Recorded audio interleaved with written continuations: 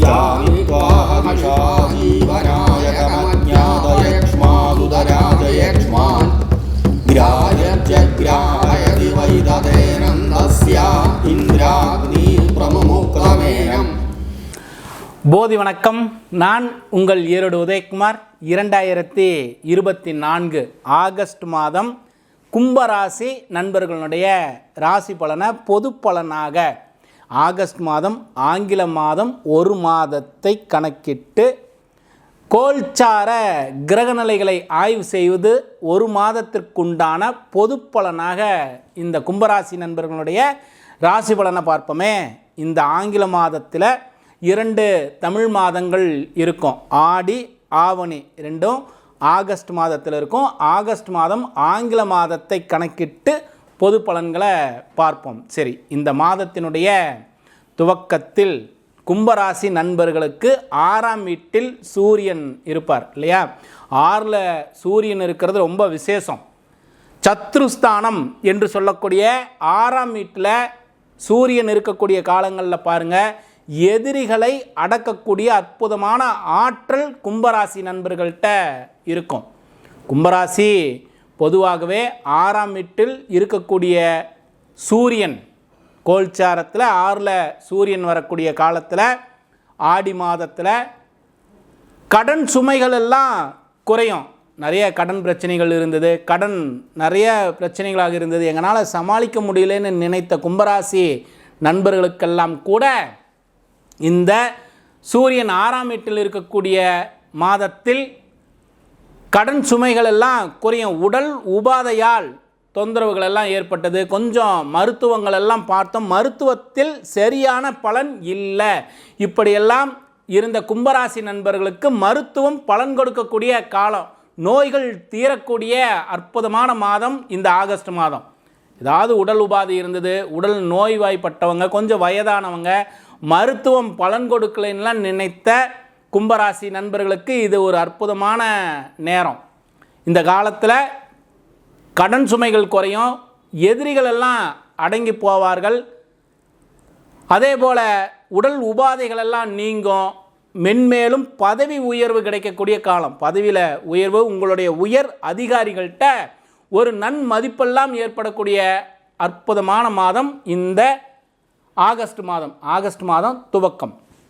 சரி, சூரியன் ஆவணி மாதத்தில் சூரியன் பெயர்ச்சியாகி 7ஆம் வீட்டுக்கு வந்துடுவார். கும்பராசிக்கு 7ஆம் வீட்டில் 7க்குரியவன் 7லே ஆட்சியாவது ஒரு வகையான சிறப்பு தான்.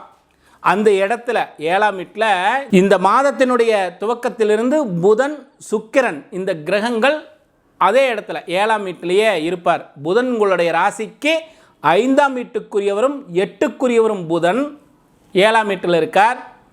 4, 9க்குரிய சுக்கிரனும் 7ஆம் வீட்டில் இருக்கார். 7ல் சுக்கிரன் இருக்கார், 7ல் புதன் இருக்கிறார். இதெல்லாம் ஒரு சிறப்பான பலனாக 5ஆம் வீட்டுக்குரியவன் 7க்கு வந்துட்டானே, 9ஆம் வீட்டுக்குரிய சுக்கிரனும் 7ல் இருக்கிறாரு. நிறைய விஷயங்கள் நிறைய பாசிட்டிவாகவே எடுத்துக்கிட்டே வரும். நற்பலன்கள் எல்லாம் நிறைய இருக்குது, நன்மையான பலன்கள் எல்லாம் அதிகமாக இருக்குது. இந்த மாதத்தில் கவனமாக இருக்க வேண்டிய விஷயத்தையும் எடுத்துக்கணும். ஏன்னா ஜோதிடம் வரும் முன் அறிவது தான். ஒரு விஷயத்தை என்ன வருதோ அதை முன்கூட்டி தெரிஞ்சுக்கிட்டோம்னா என்ன செய்யலாம், அந்த குறைபாடுகள் ஏற்படாத வண்ணம் சில விழிப்புணர்வான விஷயங்களை செய்து வச்சுக்கலாம். அதுக்காக தானே ஜோதிடமெல்லாம் பார்க்குறோம். சரி, 7ல் பொதுவாக புதன், அதே போல் 7ல் சுக்கிரன் இருக்கக்கூடிய காலத்தில் பாருங்களேன், மனைவி வழியில் ஏதாவது ஒரு சின்ன சின்ன பிரச்சனைகள், ஏதாவது ஒரு சில கருத்துக்கள், மாற்று கருத்துக்கள் உருவாகிறது, இணக்கமில்லாத சூழ்நிலை, நண்பர்கள்ட்ட கொஞ்சம் கவனமாக இருக்க வேண்டிய சூழ்நிலையெல்லாம் இருக்கும். ரொம்ப கும்பராசி நண்பர்களுக்கு நன்மையான பலன்கள் எல்லாம் சொல்கின்ற பொழுது அதை உயர்வாக எடுத்துக்கணும். கவனமாக இருக்க வேண்டிய விஷயத்தையும் நம்ம சேர்த்து எடுத்துக்க வேண்டியது அவசியம். அதனால விழிப்புணர்வாக இருக்க வேண்டிய விஷயத்தையும் சொல்கிறேனே. 7ல் பொதுவாக புதன் சுக்கிரன்லாம் இருக்கக்கூடிய காலத்தில் மனைவிக்கு கொஞ்சம் அனுகிரகத்தோட, மனைவியோடு கொஞ்சம் இணக்கத்தோடு போக வேண்டிய காலம். மாற்று கருத்துக்கள் ஏதாவது இருக்குதுன்னா கொஞ்சம் விட்டு கொடுத்து தான் போகணும். நண்பர்கள்ட்ட பெரிய அளவில் பகைமையான உணர்வுகளை உருவாக்கக்கூடாது. ஏன்னா நட்பில் ஒரு விரிசல் ஏற்படக்கூடிய அமைப்பெல்லாம் ஏற்பட்டுரும். 7ல் பொதுவாக சூரியன் வர்றதுமே பொதுவான விஷயமா சூரியன் 7ல் வர்றது சிறப்பில்லை. ஆனால் 7ஆம் வீட்டிற்குரிய கிரகம் 7லே ஆட்சியாவது ஒரு வகையான நற்பலன் தான். உங்களுடைய ராசியில் இருந்த சனி பகவான் 7ஆம் வீட்டை பார்த்தார், சனி வக்ரமாகிறார். இது ஒரு வகையான நன்மையும் கூட. நிறைய மனக்குழப்பங்கள் எல்லாம் இருந்த கும்பராசி நண்பர்களுக்கு மனக்குழப்பங்கள் எல்லாம் நீங்கும், உடல் உபாதைகள் எல்லாம் நீங்கும். நிறைய முடிவெடுக்க முடியல, 2 எண்ணமாக இருக்குது, செயல்பட முடியலன்னு நினைத்தவர்களுக்கெல்லாம் இந்த சனி பகவான் வக்ரமாகிறது ஒரு அற்புதமான பலன்கள் தான். இந்த சனி பகவான் மனோரீதியாக மட்டுமல்ல உடல் ரீதியாகவும் சில பிரச்சனைகள் எல்லாம் உருவாக்கியிருப்பார். கும்பராசி நண்பர்களுக்கு உடல் சார்ந்த பிரச்சனைகளுக்கும் தீர்வு ஏற்படக்கூடிய அற்புதமான மாதம் இந்த மாதம். சகோதர வழியிலே நம்ம நிறைய செய்தோம், சகோதரனுக்காக நிறைய விஷயங்கள் செய்தோம். ஆனால் அவருக்கு நமக்கு ஒரு இணக்கமே இல்லாமல் இருக்குது. ஒரு பெரிய அளவில் 2 பேரும் இணக்கமாக இருக்க முடியல, கூட பிறந்தவர்களோட அனுகூலமாக போக முடியல. இப்படியெல்லாம் நினைத்தவர்களுக்கெல்லாம் இந்த சனி பகவான் வக்ரமாகிறது ஒரு அற்புதமான காலம். எல்லாம் கொஞ்சம் பிரிந்திருந்த குடும்ப உறவுகள் சகோதர வழியிலே ஒரு இணக்கமாக போகிறது, உங்களுடைய செயல்பாடுகளை உங்கள் கூட பிறந்தவங்க கொஞ்சம் புரிஞ்சிக்கக்கூடிய சூழ்நிலை, எடுக்கக்கூடிய முயற்சிகள் எல்லாம் வெற்றி இல்லை. எதாக இருந்தாலும் முயற்சி தான் பண்ணுறோம், பலன் இல்லைன்னு நினைத்தவர்களுக்கெல்லாம் இந்த சனி பகவான் வக்ரமாகிறது ஒரு அற்புதமான காலம். சனி பகவான் வக்ரம் ஆயிட்டார்னவே இப்போ என்ன, கும்பராசி நண்பர்களுக்கு முயற்சிகள் வெற்றி இல்லைனாலும் இந்த காலகட்டங்களில் முயற்சிகள் எல்லாம் பலன் கொடுக்கும், வெற்றி கிடைக்கும். சகோதர வழியில் அனுகூலமான விஷயங்கள் எல்லாம் ஏற்படக்கூடிய காலம் இந்த காலம். நல்ல விருத்தியான விஷயங்களும் நிறைய இருக்குது. அதே போல் கணவன் மனைவி பிரிந்திருந்தாங்க, கணவன் மனைவிக்குள்ளார இணக்கம் இல்லை, பிரிவுகள் ஏற்பட்டது, இப்படியெல்லாம் இருந்தாங்கன்னா கூட சனி பகவான் வக்ரமாக இருக்கக்கூடியதில் கணவன் மனைவியில் இணையக்கூடிய வாய்ப்புகள் எல்லாம் உண்டு. கூட்டு தொழிலிலே ஒரு நிறைவில்லை, கூட்டு தொழிலில் ஒரு பலன் இல்லாமல் இருந்தவர்களுக்கெல்லாம் இந்த காலகட்டத்தில் ஒரு நல்ல இணக்கமான சூழ்நிலை ஏற்படக்கூடிய காலம். நண்பர்களிடையே ஆதாயமான விஷயங்கள்லாம் ஏற்படும். பொது பலனாக புதன் 7ல் இருக்கிறது சிறப்பில்லை அப்படின்னு சொன்னாலும் 7ஆம் வீட்டிற்குரிய கிரகம் 7லே ஆட்சியாகின்றது அல்லவா. சூரியன் ஆவணி மாதத்தில் 7 ஆட்சியாகிறார், சனியும் வக்ரமாகிறார். அந்த இடத்த பார்த்த சனி வக்ரமாகிறார். பலன்களை ஜனனகால ஜாதகத்துக்கு சொல்கிறதுக்கும் கோல்சார கிரக நிலைகளை ஆய்வு செய்து சொல்கிறதுக்கும் கொஞ்சம் வித்தியாசங்கள் எல்லாம் இருக்குது. இதை ஆய்வு செய்துட்டு தான் பலனை எடுக்கணும். என்னென்ன குறிப்புகள் இருக்கோ அந்த குறிப்புகளினுடைய அடிப்படையில் பலன்கள் எடுக்க வேண்டியது ரொம்ப அவசியம். சரி, இந்த தொழில் சார்ந்த விஷயம், தொழிலில் நான் முயற்சி செய்தேன், தொழில் எனக்கு பெரிய அளவில் ஆதாயம் இல்லை, இப்படியெல்லாம் நினைத்த கும்பராசி நண்பர்களுக்கு தொழிலிலே ஒரு அனுகூலமான செய்திகளும் கூட்டு தொழில் சார்ந்த விஷயங்கள் எல்லாம் ஒரு அனுகூலமான சூழ்நிலை ஏற்படக்கூடிய காலம் இந்த ஆகஸ்ட் மாதம். அற்புதம் தானே. தொழிலில் மாற்றம், கூட்டு தொழிலில் மாற்றம், பிரிந்த கணவன் மனைவி தம்பதியினர் இணையக்கூடிய காலம், உடல் ரீதியான பிரச்சனைகள் எல்லாம் குறையும், கடன் பிரச்சனைகள் எல்லாம் குறையும். அற்புதம் தானே. 3ஆம் வீட்டிற்குரிய செவ்வாய் 4ஆம் வீட்டில் இருக்கிறார்.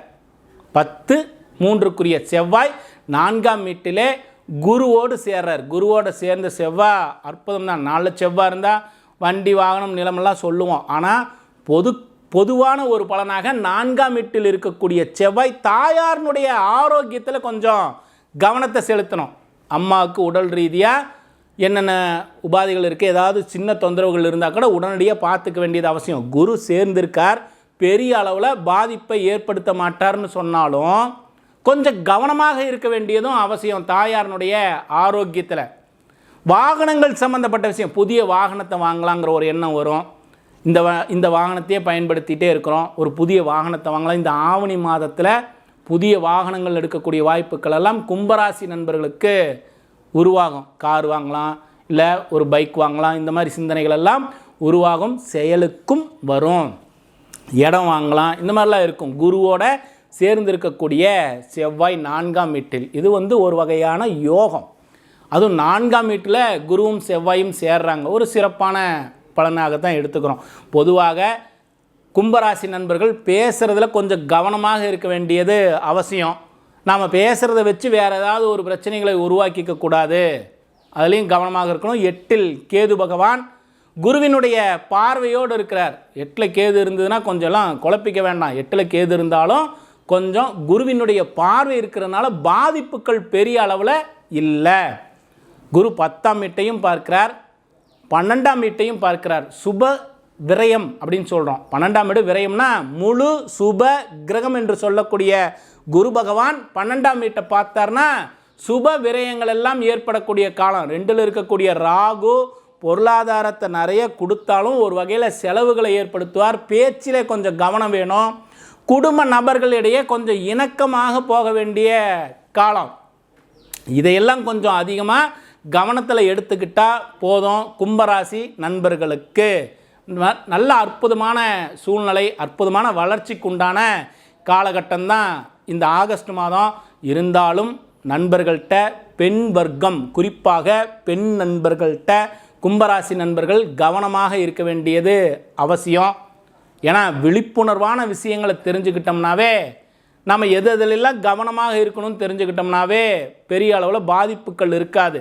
நன்மையான விஷயங்களுக்கு நம்ம தொடர்ந்து முயற்சி செய்துக்கிட்டு தான் இருப்போம். ஏதாவது பாதிப்பு ஏற்படுத்துறது தான் நம்ம என்ன செய்யணும், முதல்ல கவனிச்சுக்கிட்டு அதற்குண்டான விஷயங்களெல்லாம் உருவாக்கிக்கணும். சரி, பொதுவாக சனி பகவான் வக்ரமாக இருக்கக்கூடிய காலம். 12ஆம் வீட்டுக்குரியவனும் உங்களுடைய ராசிநாதனும் சனி பகவான் இவர் வக்ரமாகிறார். வக்ரமாகக்கூடிய காலத்தில் பைரவர் வழிபாடு கண்டிப்பாக தேவை. பைரவர் கோவிலில் வழிபாடு நிச்சயம் வச்சுக்குங்க. முடிஞ்சால் ஐயப்பன் கோவில் வழிபாடு, பக்கத்தில் இருக்கக்கூடிய ஐயப்பன் கோவிலாக இருந்தாலும் சரி, அந்தந்த ஊர்லேயே நிறைய ஐயப்பன் கோவில் வந்துருச்சு. அந்த ஐயப்பன் கோவிலில் வழிபாடு செய்ய முடிஞ்சால் செய்யுங்க. பைரவர் கோவிலில் வழிபாடு பண்ணுங்க. சுவாமியை வழிபாடு செய்கின்ற பொழுது கண்களை திறந்து வழிபாடு பண்ணணும்.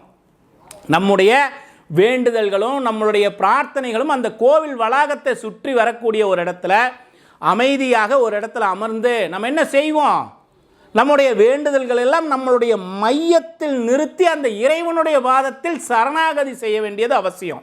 அந்த இறைவனுடைய பாதத்தில் சேர்த்திடணும் நம்மளுடைய வேண்டுதல்கள் எல்லாம். எந்த இடத்துல, நம்முடைய மையத்திலிருந்து வேண்டிக்க வேண்டியது ரொம்ப ரொம்ப அவசியம். இதை செய்தாலே நாம் எண்ணங்களும் நம்மளுடைய வேண்டுதல்களும் பலன் கொடுக்க ஆரம்பிச்சிடும்.